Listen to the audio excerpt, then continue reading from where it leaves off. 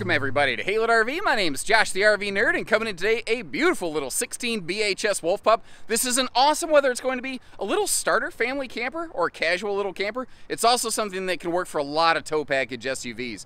The total maximum weight with cargo on this is under 4,000 pounds. So if you have a 5,000 pound tow rated vehicle or above, you'll handle this not just safely, but frankly pretty comfortably, which is really cool that you don't necessarily have to give up your daily driving vehicle and swap up to like a half-ton pickup just to take your family out camping. And this floor plan by default I think is a really good family camper with the twin bunks over there. It is a cargo bunkhouse, which opens up some really interesting opportunities. If you're a solo person or just a camping couple and you want that extra cargo space, like maybe you got a couple folding e-bikes and you don't like the idea of them being outside on that rear cargo rack, this one might work for you. And little ideas that you have, like if you are an owner of one of these campers or if you're looking at one, I would love to hear different ideas of how you'd use this. Like one of the ideas that I had is on the back of this camper, it's got a folding cargo rack. Well, I thought, you know, if you get one of those like outdoor patio set cushions, you fold that cargo rack down, you put a cushion on that, that's like a really cool outside bench.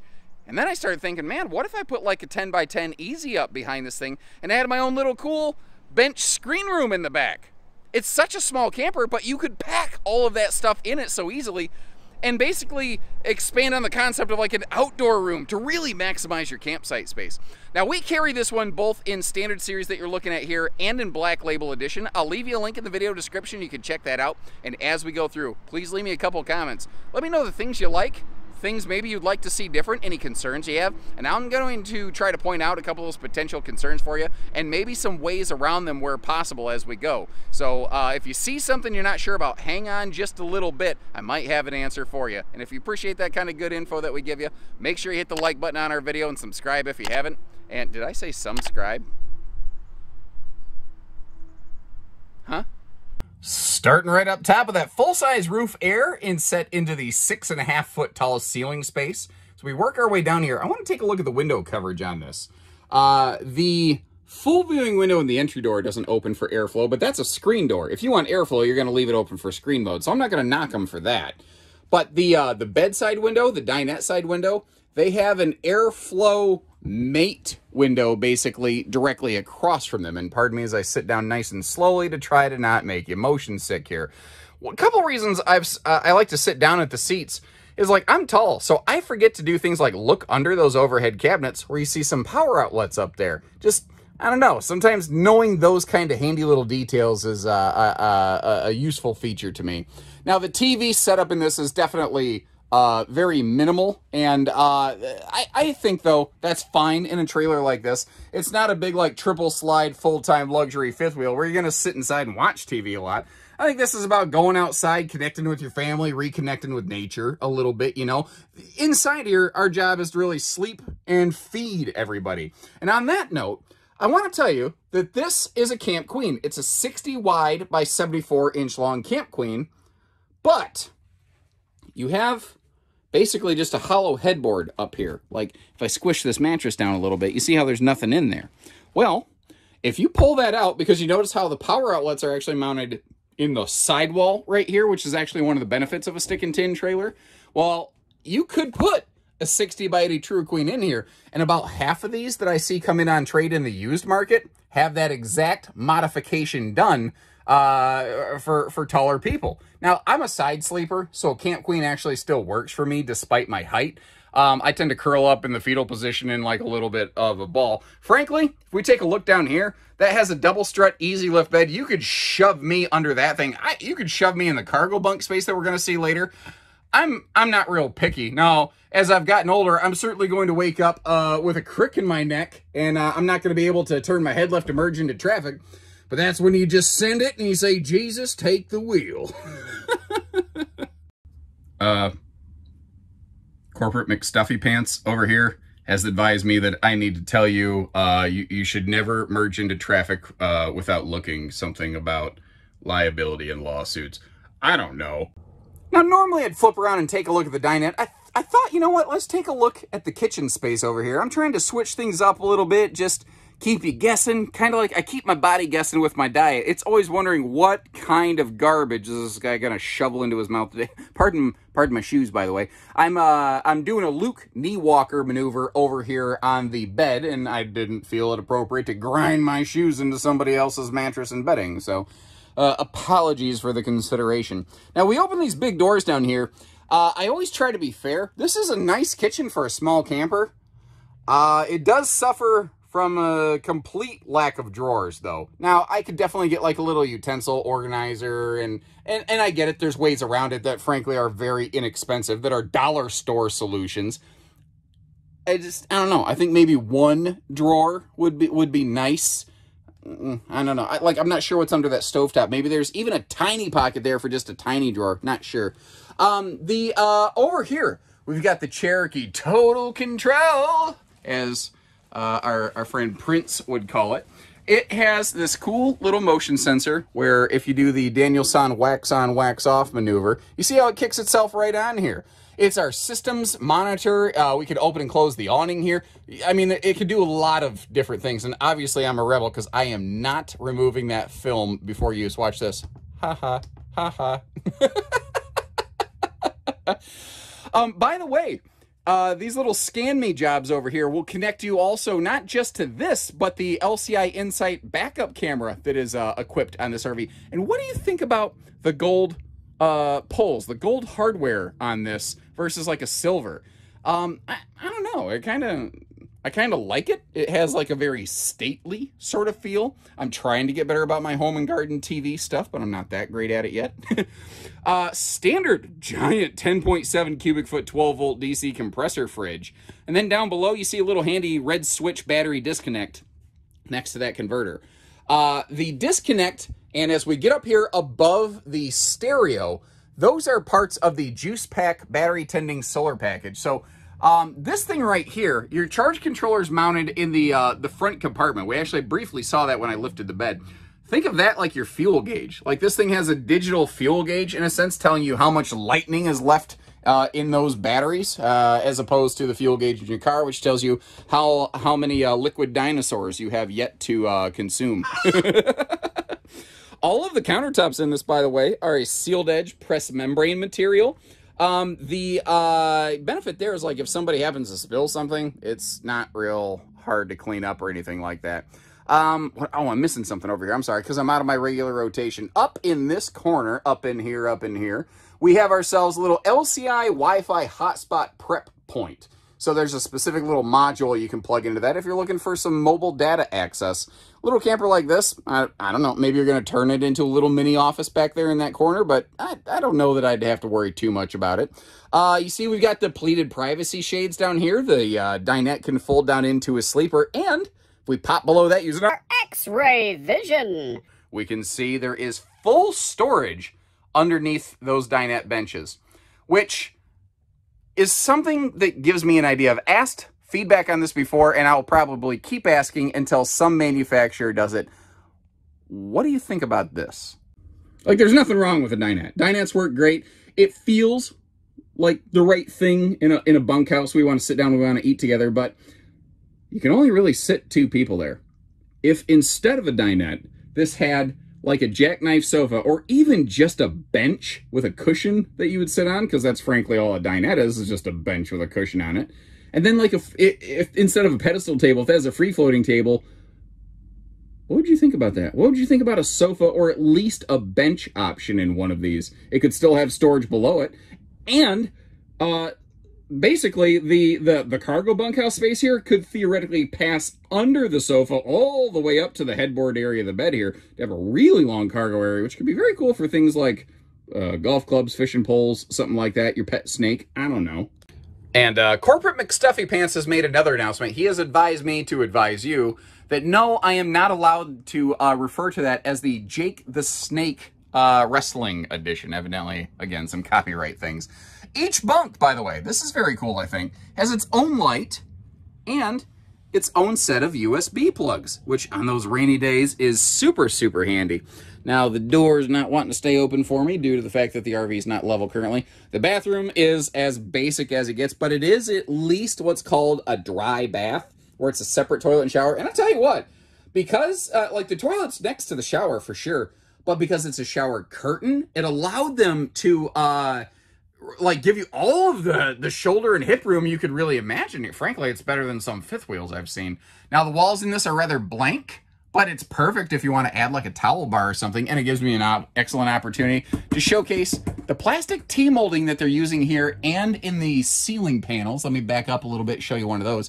Instead of just a tape, because it's going to get steamy and humid in here, not just when you're using the RV because it's a shower, but because when you're not using the RV, it's not climate controlled and humidity builds up. That tape won't peel. Well, because there's no tape, it can't peel. Now, I don't, maybe there's a physical structural reason they can't do this. I would really like it if that little vent fan skylight was above the shower, because without it, it's not, well, I just can't stand up. I guess I'll just say that. I do at least like, though, that they gave us a shower surround. And over here, because there's not a lot of room in this bathroom, they couldn't give us like a dedicated sink. Little miniature corner shower sink job right here, which actually is also awesome in the shower for holding our shampoo bottles and body washes and stuff like that.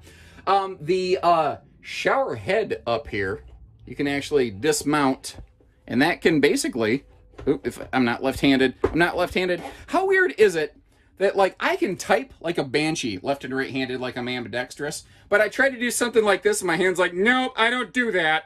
I don't do those things. Like, this hand is only good for certain things. The other hand is good for all the things. It's so weird. And a couple people have actually said, it looks like, is that in your way when you're showering? And it really is not. This is the, try not to make you motion sick here. Like we're going on a roller coaster. Whoa! This is the Cherokee Shub. It's not a shower. It's not a tub. It's something in between that can only be defined by a made-up silly nonsense nerdism that I've created. It's nice and wide in here. There's plenty of room. The camera angles in a little camper like this just don't really allow me to demonstrate that. Actually, tell you what, I love you guys so much. I'm going to go ahead and do something that I personally can't stand doing, but it's for your benefit. I'm going to flip into wide angle mode here just to kind of give you some sort of representation of the space. And I don't like doing this because even for this demonstration, I think it provides a skewed view of things, but I think you'll get the idea when I do this that there is more room here than I think you would have realized. And these angles with these wide angle lenses are kind of trippy, aren't they? Now, along with the weight rating on this, again, the maximum weight of this with cargo being less than 4,000 pounds, we've got a 7-foot wide body, and it doesn't sit real awful tall. It is a very nice pairing. Like I said, not just for even a mid-size pickup, which would, with a tow package, would yank one of these around all over the place, but like a solid tow package SUV. Technically speaking, if you had a 4,000 pound tow rating or above, you are technically safe to handle one of these. That being said, safety and comfort aren't always the same thing. I think that, like I said, if you had at least a 45, but at least even better, a 5,000 pound tow rating or above, you'd feel very comfortable with one of these. Now, if you look at the tongue jack of this, it's a manual jack, but Cherokee gives us a very cool way around it. This is called the Cherokee Quick Jack, and in 8 real-time seconds up and down, you can have that thing done. It's way faster than a power jack, and the little hex nut adapter that you use to operate that is the exact same size you could use to operate your 4-corner front and rear stabilizer jacks, which is another thing I like to point out. Not every single axle little camper like this has 4-corner stabilizer jacks. And I knew I'd do this. I meant to have that baggage door open up so we could take a peek down in there. But thanks to a little basic movie magic, we can just keep the show on rolling.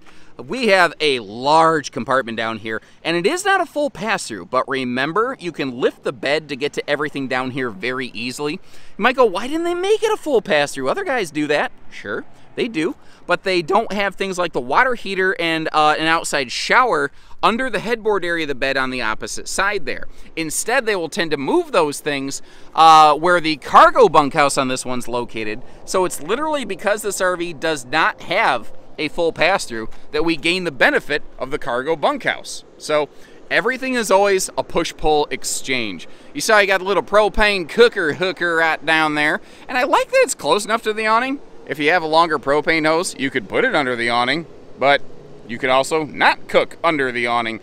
which is an interesting thing. I've noticed recently here there have been some propane cooking appliances. They have little warning stickers that say the awning must be rolled up before you cook here. Well, then don't put the cooker under the middle of the stupid awning, guys. That's, I don't know. That's just one of the things that kind of triggers me, obviously, a little bit here. I love the little Drawbridge drink station right here. Got Dad's medicine cabinet for the bottled water and the barley pop. But frankly, I could see myself a little cutting board there, chopping up a couple limes, making myself a little drink for the afternoon in a nice little insulated tumbler, you know what I mean? Something you can sip on for a while. You're camping, so you make it a little bit stronger than maybe you need to. But hey, other than walking the dog around the park, you don't have any plans for the day, you know what I mean? The outside entertainment on this is pretty solid too. Right under the Wolf logo on that dark blue band, there is an outside TV hookup with speakers down below. You got the drunken uncle leash latch on the rear corner to keep your four-legged furry friends at your campsite. On the back here, we got that cargo rack I was mentioning. One of the cool things on this, that spare tire that you see on there can stay on it when you fold it down, so you don't have to worry about like replacing that or anything. You got that third taillight for safety, which I think is really good because even just standing here, and this is, so like if there's a vehicle behind you, this is basically what they see, right? Well, your brake lights down below are partially obscured, unless you have the cargo rack down, but then you might obscure them by putting cargo on it. That third brake light right there, that's an awesome safety feature. And brake lights mounted up higher are a little more effective because people tend to look up when there's like, oh gosh, you look up instead of down. You might also notice that antenna sticking up. We are backup camera not just ready, but installed on this girl. And again, it's because the water heater, the hookup, the outside shower is up there, they don't have to relocate them over here, and we maintain this awesome cargo bunkhouse. Now, we carry different brands with nearly similar floor plans here at Haylett RV.